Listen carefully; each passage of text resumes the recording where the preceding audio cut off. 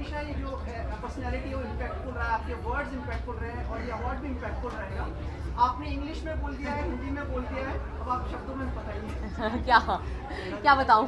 We have like your views which we read. कहाँ से आपने how you came about these thoughts and why you decided to put across? मतलब एक इंसान के दिमाग में विचार कैसे आते हैं?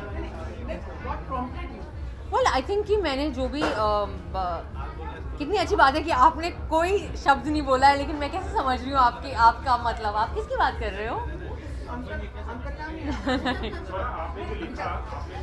तो ये भी है आपने जो लिखा उसको लेकर बहुत विवाद हो रहा है, बहुत कंट्रोवर्सी हो रही है, आपको स्लैम भी किया जा रहा है सोशल मीडिया पर, और सिद्धार्थ गरिमा ने उसके खिलाफ एक लेटर भी लिखा है जो आपने पन्नौज में लिखा है। क्या कुछ कहना चाहेंगे आप? मैं बस ये कहना चाहूँगी कि मुझे लगता है कि सबको अपने प्रतिक्रिया रखने का, अपने विचार रखने का, अपना ओपिनियन रखने का हक है, बिल्कुल है। जैसा मेरा हक है वैसा दूसरों का भी हक है। तो मैंने एक बात रखी, मुझे जो लगा वो मैंने कहा। मुझे लगता है कि मैंने बहुत ही काफ़ी पोलाइट तरीके से रखा, काफ़ी आदरणीय तरीके से रखा है मैंने, और मेरे मन में कोई ऐसी बुरी मंशा नहीं थी, कोई मैल इंटेंट जिसे कहते हैं या कोई विशियस इंटेंट नहीं था। मेरे मन में सवाल थे जो मुझे लगता है बहुत ही जायज़ सवाल हैं, और वो मैंने पूछा। और अगर लोगों को अगर वो मुझसे मतलब अग्री नहीं करते हैं, वो बिल्कुल ठीक है, ये एक लोकतंत्र है कम से कम अभी तक। तो आई थिंक दैट अच्छी बात है कि लोग ऐसा फील करते हैं कि डिफरेंस ऑफ ओपिनियन हो सकता है, एंड आई थिंक डिबेट होना चाहिए, डिस्कशन होनी चाहिए। आर्ट का मकसद ही वो है। सो आई थिंक इट्स फाइन। इसमें इतना मतलब आई डोंट नो आप सब इतने एक्साइटेड क्यों हो गए हो? क्या आपको लगा कि इसे लेकर इतनी बात होगा? सर आपको लगा था इतना विवाद होगा इस बात पर जो आपने लिखा? नहीं, एक्चुअली मुझे नहीं लगा था कि इतना विवाद नहीं, मुझे नहीं लगा था कि इतना बवाल हो जाएगा, और मुझे नहीं लगा था कि इतने सारे लोग जो कि फिल्म से कनेक्टेड नहीं है किसी भी तरीके से, वो इतने नाराज़ हो जाएंगे। और मुझे ये भी नहीं पता था कि एक ख़ास शब्द जो वी से शुरू होता है, यहाँ बहुत सारे फैमिली चैनल हैं तो शायद मुझे नहीं बोलना चाहिए वो वर्ड, वो इंग्लिश में वी से शुरू होता है, हिंदी में वाई य से शुरू होता है, वो महज वो बोलने से इतना बवाल हो जाएगा। I mean frankly I really think कि थोड़ा मतलब अभी ठीक है यार, मैंने एक बात रखी है, आगे से लोगों ने अपनी प्रतिक्रिया दी, इसमें इतना नाराज़ होने की ज़रूरत नहीं है। एंड खासकर उन लोगों को इतना नाराज़ होने की ज़रूरत नहीं है जिनका फिल्म से कोई लेना देना भी नहीं है। संजय बंसाली जी की तरफ से कोई रिएक्शन मिला है आपको?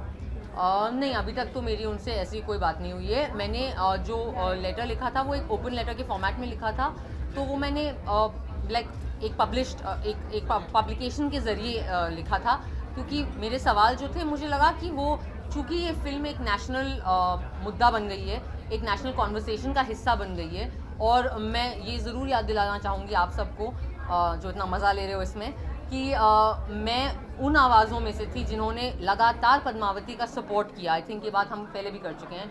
मैंने लगातार करणी सेना के खिलाफ बयान दिए हैं, लगातार मैंने वायकॉम, संजय सर, पद्मावती के बाकी टीम के हक़ के बारे में बोला है कि, और सिर्फ उनके नहीं, हर आर्टिस्ट का हक़ है कि वो अपनी जो कहानी कहना चाहते हैं, जो फिल्म कहना चाहते हैं, वो उसे एक सुरक्षित समाज में एक सुरक्षित रूप से बनाएं।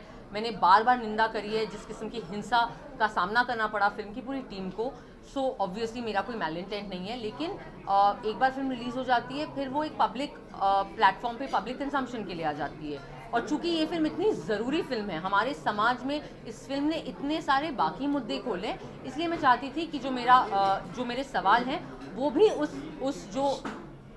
वो जो एक नेशनल कॉन्वर्सेशन है, एक राष्ट्रीय स्तर पे जो बातचीत हो गई है, उसका हिस्सा बने।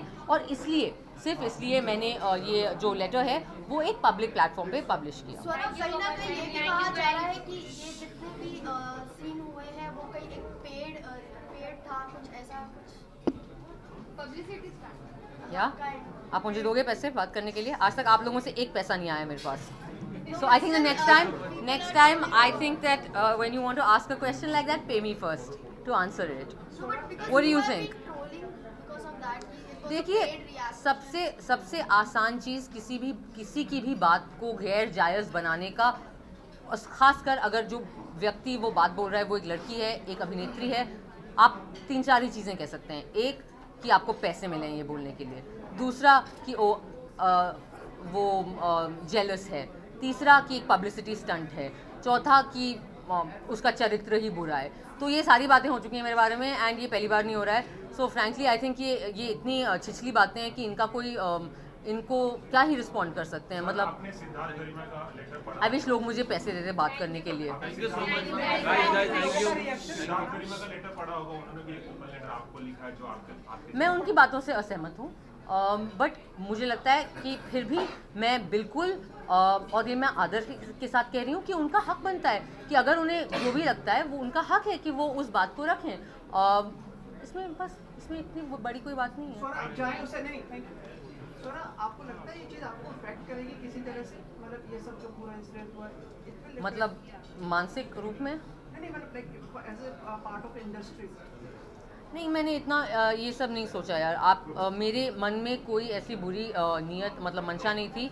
जो भी मैंने बोला, मैंने बहुत ही जायज़ सवाल रखे हैं एंड आई थिंक कि ये कॉन्वर्सेशन फ्रैंकली हमारे समाज में बहुत ज़रूरी है और आई थिंक अच्छी बात है कि हो रहा है। इसके अलावा मैंने इतना नहीं सोचा और मैंने कतई ये नहीं सोचा था कि इतना इंटरेस्ट जागेगा इस चिट्ठी के पीछे और कि भारत की जनता इतना पढ़ती भी है। ये सुनकर बड़ा अच्छा लगा मुझे। Thank you.